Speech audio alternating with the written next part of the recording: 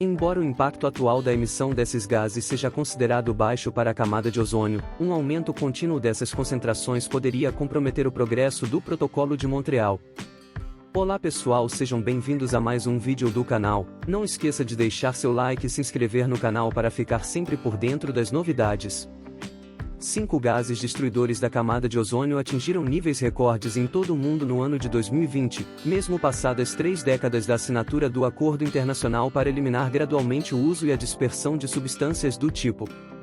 De acordo com um estudo publicado na revista científica Nature Geoscience nesta segunda-feira, 3, a quantidade desses 5 clorofluorocarbonos, CFCs, na atmosfera aumentou significativamente entre 2010 e 2020, principalmente por causa de brechas que não estão delimitadas no marco legal, o chamado Protocolo de Montreal, assinado inclusive pelo Brasil. Nesse período, os cientistas identificaram os seguintes aumentos percentuais na concentração atmosférica desses compostos: 4% no caso do CFC 115M, passando de 8,38 ppt em 2010 para 8,71 ppt em 2020. 9% no caso do CFC 114A, passando de 1,03 ppt em 2010 para 1,13 ppt em 2020. 9% no caso do CFC 13, passando de 3,04 ppt em 2010 para 3,31 ppt em 2020. 19% no caso do CFC 12A, passando de 0,066 ppt em 2010 para 0,078 ppt em 2020. E 141% no caso do CFC 13A, passando de 0,43 ppt em 2010 para 1,02 ppt em 2020. ppt é uma medida de concentração muito usada para estimar a quantidade de gases poluentes no ar, como os CFCs. Nesse caso, uma parte por trilhão, um ppt, significa que há uma parte dessa substância em cada 1 trilhão de partes de ar.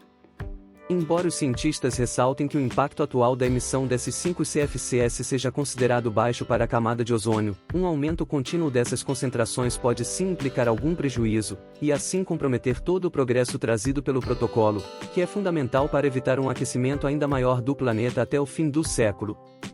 No começo deste ano, a ONU anunciou inclusive que se as políticas atuais de redução de CFCs permanecerem em vigor, a camada que nos protege dos efeitos nocivos dos raios ultravioletas pode se recuperar completamente em 4 décadas.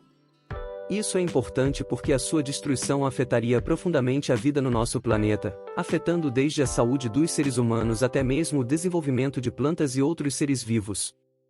Mas o que explica o aumento desses 5 gases?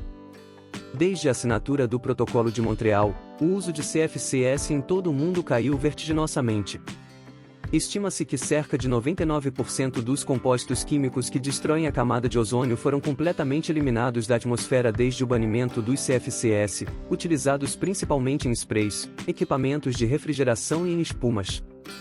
No Brasil, por exemplo, uma resolução de 2000 proíbe a utilização dessas substâncias em diversos equipamentos, instalações e produtos, sejam esses nacionais ou importados. No entanto, em todo o mundo, alguns CFCs ainda podem ser liberados como matéria-prima e em forma de subproduto durante a produção de alguns compostos, como os hidrofluorocarbonos, HFCs, que têm uma função semelhante aos CFCs, mas não causam danos à camada de ozônio. No caso das 5 substâncias do tipo analisadas, os cientistas acreditam que pelo menos 3 delas, o CFC 13A, o CFC 14A e o CFC 15, são conhecidas por estarem envolvidos na produção de outros produtos químicos. Já o motivo por trás do aumento dos outros compostos é mais incerto. No artigo, os pesquisadores especulam em alguns processos químicos específicos que poderiam ter relação. Por isso, apesar da proibição do uso de CFCs, os cientistas destacam a necessidade de esforços mais rigorosos de fiscalização e monitoramento da produção e do uso desses compostos. Estima-se, por exemplo, que as emissões combinadas dos 5 CFCs analisados em 2020 equivaleram a 4.200 toneladas de CFC-11, o segundo clorofluorocarbono mais abundante na atmosfera.